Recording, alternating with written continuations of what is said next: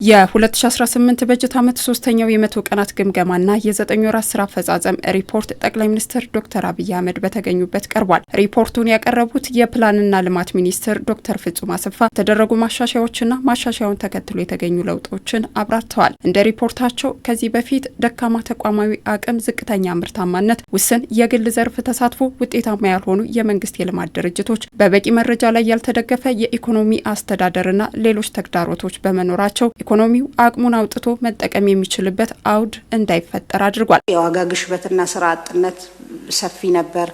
የገቢ አቅማችን በጣም ዝቅተኛ ነበር። ጥራት የሌለው የኢኮኖሚ እድገት የተመዘገበ ቢኖርም ጥራት የሌለው ስራ እድል በአግባቡ ያልፈጠረ ጥራት ካላቸው የእድገት ምንጮች ያልመነጨ ነበረ።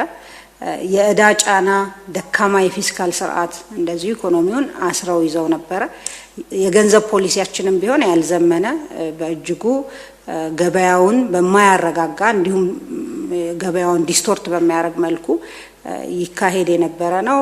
ኢኮኖሚው ተጋላጭ ነበር። የህዝባችን ተጠቃሚነት ጋር ስንሄድ የተፈጠረው ልማትም ቢሆን አካታች ያልሆነ ጥራት የሌላቸው ማህበራዊ አገልግሎቶች የሰፈኑበት ነበር ማለት ነው። በእነዚህና መሰል ተግዳሮቶች የታሰረውን የፖለቲካ ኢኮኖሚ ለመቀየር የኢትዮጵያን ተጨባጭ ሁኔታ ያገናዘቡ የተለያዩ ማሻሻያዎች ተከናውነዋል። ከነዚህ ውስጥ በእይታ በፖሊሲና በኢኮኖሚ አመራር የተደረገው ሪፎርም አንዱ ነው። ከኢኮኖሚ አቅጣጫ አኳያ የእድገት ምንጮቻችን በጣም አዛላቂ የሆኑ ጥራት ያለው የኢኮኖሚ እድገት ማስመዝገብ የሚያስችሉ ምርትና ምርታማነትን መጨመር የሚያስችሉ የስራ እድል መፍጠር የሚችሉ ዘርፎች ላይ ያተኮረ እንዲሆን ተደርጓል። አጠቃላይ ኢኮኖሚውን ለውድድር ክፍት በማድረግ ትልቅ ስራ ተሰርቷል። ውጤትም ተገኝቶበታል።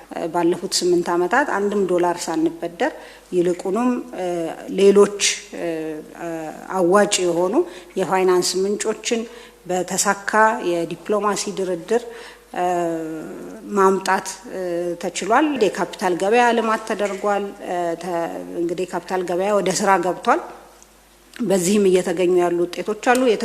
ተፈጥሯዊ የሆነ የእድገት ሂደቱን ይዞ እየሄደ ነው ያለው። በማህበራዊ ደህንነትና ሰብአዊ ድጋፍ ላይ በርካታ ስራዎች ተሰርተዋል። ይህም ማህበረሰቡን ተጠቃሚ ማድረግና ድጋፍን በራስ አቅም መመለስ አስችሏል። ዶክተር ፍጹም እንዳብራሩት የመሰረተ ልማት ተደራሽነትን ማረጋገጥም ተችሏል። ከግሉ ዘርፍ በታክስ ሰብስቦ ሌሎች መሰረተ ልማቶች ማህበራዊና ኢኮኖሚያዊ መሰረተ ልማቶች ለዜጎች እንዲደርሱ ከማድረግ ባሻገር በኢኮኖሚ ውስጥ አቅም ኖሯቸው መሳተፍ የማይችሉ ዜጎችን አቅመ ደካሞችን ሁሉ መሰረት ያደረገ እንግዲህ የማህበራዊ ደህንነት ስራ ነው ሲሰራ የነበረው። የሰብአዊ ድጋፍ ሉዓላዊነትን ለማረጋገጥ እንደዚሁ በዛ በኩል ያለ ክፍተታችን እጅ መጠምዘዣ እንዳይሆንም በሌላ በኩል ደግሞ ሉዓላዊነታችንን አረጋገጥን ብለን ስንል በሁሉም መገለጫዎች መሆን ስላለበት ሰብአዊ ድጋፍን በራስ አቅም ለመቻል የተራመድናቸው እንደዚሁ ሰፊ እርምጃዎች አሉ።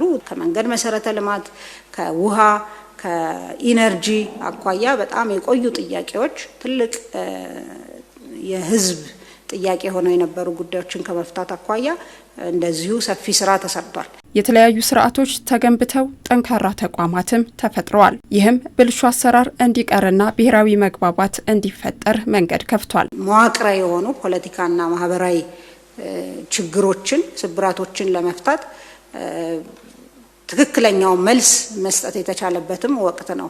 አካታች ብሔራዊ ምክክር የፍትህ ተደራሽነትን ከማረጋገጥ አኳያም ብልሹ አሰራርንም ደግሞ በዚህ ዘርፍ ያለን ለመፍታት የተሄደው ርቀት በጣም ትልቅ ነው። ሌላው የዲሞክራሲ ተቋማት እንዲጠናከሩ ሆነዋል። ከምርጫ ቦርድ ጀምሮ ሌሎች እንግዲህ